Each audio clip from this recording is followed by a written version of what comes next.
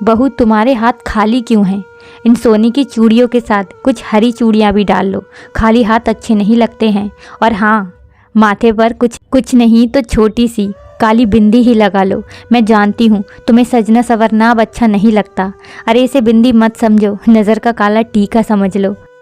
नैना हंसते हुए बोली, क्या मम्मी जी, आप भी कुछ भी कहती रहती हैं। आज तक सास बहू के रिश्ते से कोई जला है जो हमारे पड़ोसी जलेंगे? हाँ, वो बात अलग है कि आप मुझे बहू से ज़्यादा बेटी समझती हैं। अब जलने वाले जलते रहें, हमें क्या।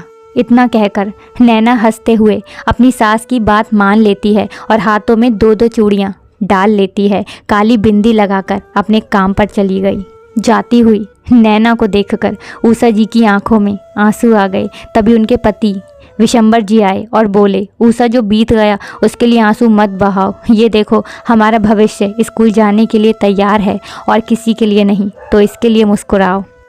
उषा जी अपने पोते अभय के लिए मुस्कुराने लगी तो अभय बोला, दादी मम्मा कहती हैं जो स्ट्रांग होते हैं वो रोते नहीं, आप भी मत रोना। विशंबर जी बोले, मैं इसे स्कूल छोड़कर आता हूँ, फिर बैठकर बात करेंगे। इतना कहकर वो चले गए। सबके जाने के बाद उषा जी घर के छोटे मोटे काम करके बहू की मदद किया करती थी। जब नैना के कमरे में उसकी चीज़ों को वो व्यवस्थित कर रही थी, नैना की ड्रेसिंग टेबल पर ढेर सारी रंग बिरंगी चूड़ियाँ थीं।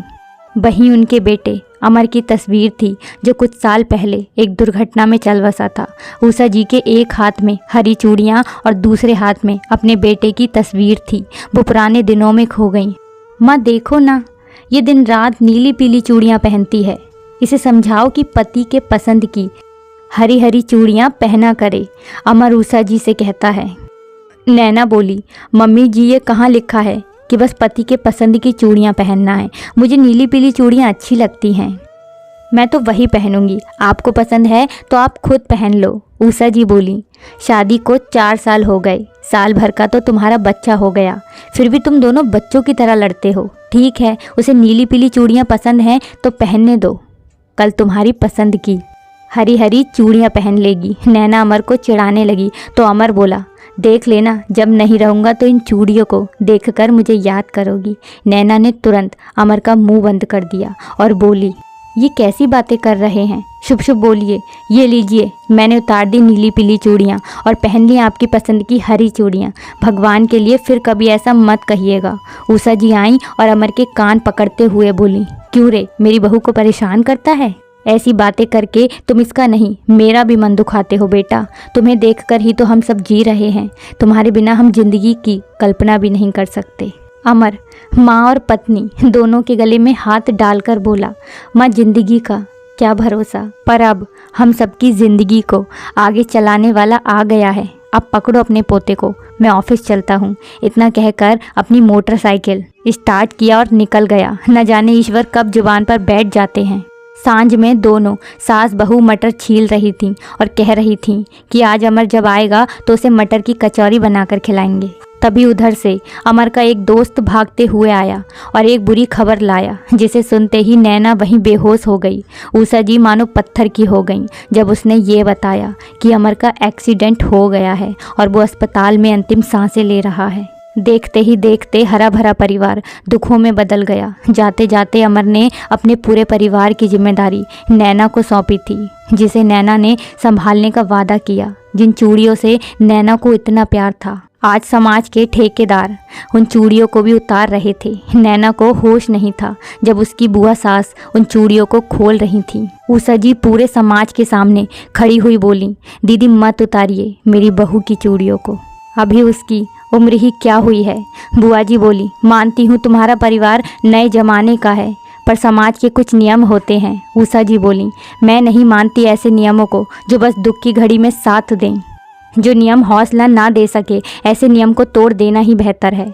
जहाँ सब लोग नैना को अभागिन कहकर संतावना दे रहे थे, वहीं उषा जी ने हौसला रखा और नैना से बोली, बहू याद रखो, जीवन में जिद, जुनून और हौसला हमेशा बनाए रखना, तभी मंजिल तुम्हारे कदमों में। रहेगी, वरना तो दूसरे लोग हमेशा तोड़ने और गिराने के लिए तत्पर रहते हैं। नैना भरी हुई आंखों से उषा जी के गले लग गई और विलाप करने लगी। वहीं उषा जी ने बेटे के गम को पी लिया और बहू को हौसला दिया। कुछ घंटे बाद विशंबर नाथ जी के लौटने की आहट से उषा जी अपनी यादों से भी लौट आईं। उषा जी के हाथों में हरी चूड़ियों को देखकर बोले, तुम फिर उन पुरानी यादों में चली गई थी। कितनी बार कहा, जो यादें दर्द दें उन्हें याद मत करो। अपने बेटे के उन खूबसूरत पलों को याद करो जब वो तुम्हें कहता था कि मैं नहीं रहकर भी हमेशा इस घर में रहूँगा।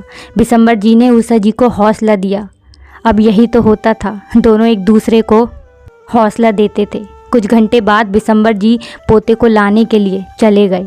देखते ही देखते सांझ हो गई।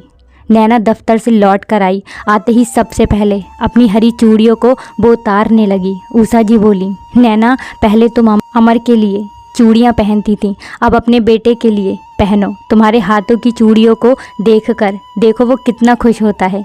बेटा, किसी के चले जाने से ज़िंदगी रुकती नहीं है। जाओ हाथ मुँह धो लो, फिर इकट्ठा बैठकर चाय पियेंगे। नैना मुस्कुराकर हाथ मुँह धोने चली गई। समय बीत गया। कुछ महीने बाद नैना की बुआ सास आईं। वो नैना के कपड़े, उसकी चूड़ियों को देखकर वो मुंह बनाती थी। नैना उस पर ध्यान नहीं देती और अपना काम करती थी। एक रोज़ जब वो दफ्तर गई तो बुआ जी बोली, उषा, नैना को अमर की नौकरी क्या मिल गई, उसके तो रंग ही बदल गए हैं। देखना उसका मन कहीं और न लग जाए और तुम सब उसकी राह देखती रह जाओ। विशंबर जी बोले, दीदी जब भी आती हो कड़वी बातें ही करती हो, और जो आप कह रही हो वो तो हम कब से चाहते हैं। काश की नैना की ज़िंदगी में फिर कोई आए और उसके जीवन का हर रंग और हर खुशी लौट आए। इतना कहकर विशंबर जी दुखी मन से वहाँ से चले गए। बुआ जी उषा जी से बोली, विशंबर तो समझेगा नहीं, तुम तो समझो। उषा जी हाथ जोड़कर बोली, दीदी बहुत मुश्किलों से ज़िंदगी पटरी पर आई है। अपनी कड़वी बातों से मन दुखी मत कीजिए, बस मेरी बहू और मेरे पोते को आशीर्वाद दीजिए। हमने तो ज़िंदगी जी ली, उसके सामने तो पूरा जीवन पड़ा है। कभी खुद को उसकी जगह रख कर तो देखिए, तब उसके दर्द का एहसास होगा। इतना कहकर उषा जी चाय पीने लगी। नेहा दफ्तर से लौटी विशंबर जी से बोली, पापा जी, ये आपकी और मम्मी जी की पूरे 2 महीने की दवाई है। बिजली का बिल मैंने भर दिया है और इलेक्ट्रीशियन को बोली हूँ ऊपर के बाथरूम में भी गीज़र लगा देगा, ताकि बुआ जी को नहाने के लिए नीचे नहीं आना पड़ेगा। और हाँ बुआ जी, आपको समोसे और जलेबी बहुत पसंद हैं, तो वो भी लेकर आई हूँ। कपड़े बदल कर आती हूँ, फिर सबको देती हूँ। इतना कहते हुए नैना कमरे में चली गई। बुआ जी आश्चर्य से नैना की तरफ देख रही थी। विशंबर जी बोले, दीदी देख रही हैं, ये अपने आंसुओं को पीकर हम सबको खुश करने की कोशिश करती है। थोड़ी देर बाद जब नैना सबको समोसे और जलेबी दे रही थी तो बुआ जी ने उसके हाथों को पकड़ा और बोली, बहू तुम्हारे हाथ खाली क्यों हैं? सोने की चूड़ियों के साथ 2 हरी चूड़ियाँ भी डाल लो। मैं अपने पुराने शब्दों के लिए माफ़ी चाहूँगी, पर तुम्हारे खाली हाथ अच्छे नहीं लगते हैं।